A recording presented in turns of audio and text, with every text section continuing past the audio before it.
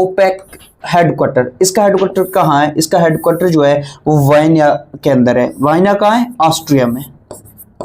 अब जब ओपेक की बात करते हैं तो क्वेश्चन क्या बनता है? क्वेश्चन ये बनता है organization of petroleum exporting countries. O से organization, organization of petroleum, E से एक्सपोर्टिंग, सी से countries. Organization of petroleum exporting countries का जो ग्रुप है उसको ओपेक कहा जाता है। अब यहां पे फिर क्वेश्चन क्या बनता है? क्वेश्चन ये बनता है कि इसकी जो बुनियाद है वो कब रखी गई थी? वो 14 सितंबर 1960 को रखी गई थी। कहां पे? ये फाउंडेड एट कहेगा, यहाँ ये क्या कहेगा? Founded at. तो फाउंडेड एट जो ये बगदाद में इसकी बुनियाद रखी गई थी। अब जब इसकी बुनियाद रखी गई थी तो शुरू में इसमें 5 मेंबर्स थे। शुरू में कितने थे? 5 मेंबर्स थे। अब वो शुरू में जो 5 मेंबर्स थे वो कौन कौन से थे? अगर उनकी बात करें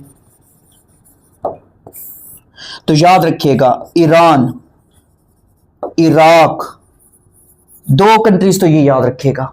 कौन कौन से? ईरान, इराक, कुवैत,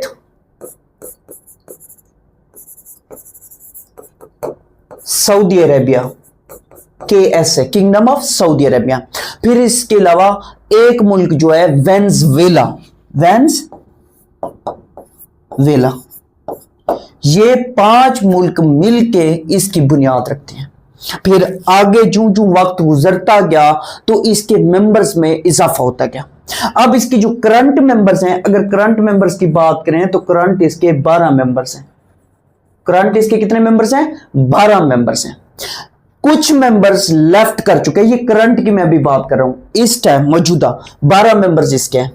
और कुछ मेंबर्स जो क्या हो चुके हैं, जो इसको छोड़ चुके हैं, वो कौन कौन से? अगर उनकी बात करें तो इसको एक्वाडोर ने लेफ्ट कर दिया।